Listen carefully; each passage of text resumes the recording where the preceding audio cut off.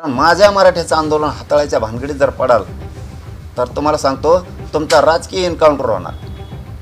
मनोज जरांगे पाटील हे फेक न्यूजचे बळी पडले आहेत का अशी चर्चा आता होतीये. तर घडलं नेमकं असं. गृहमंत्री अमित शहा हे काही दिवसांपूर्वी मुंबई दौऱ्यावर होते. त्यावेळी त्यांची महाराष्ट्रातील नेत्यांसोबत आगामी विधानसभा निवडणुकीच्या दृष्टीनं आढावा बैठक पार पडली होती. या बैठकीतील अमित शहा यांच्याबाबतचं एक वृत्त समाज माध्यमांवर व्हायरल झालं होतं.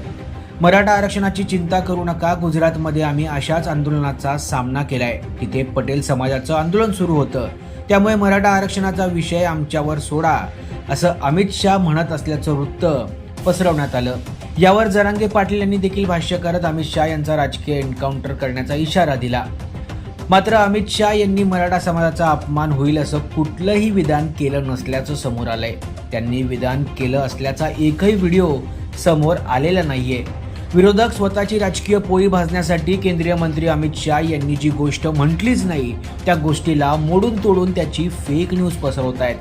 अमित शहा मराठा समाजाचा अनादर करत असल्याची क्लिप यांनी जगासमोर आणावी, पण तसं सिद्ध न झाल्यास या लोकांनी अवघ्या महाराष्ट्राची जाहीर माफी मागावी असं आव्हानच देण्यात आलंय.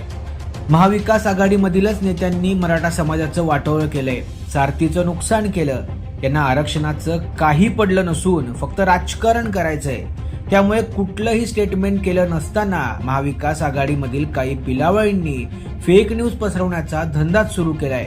उलट आता मनोज जरांगे पाटील यांनीच त्यांनी महाविकास आघाडीच्या नेत्यांना थेट प्रश्न विचारायला हवा की ओबीसी कोट्यामधून मराठा समाजाला आरक्षण देण्यावर त्यांची काय भूमिका आहे, असा सूर समाज माध्यमांवर उपस्थित केला जातोय.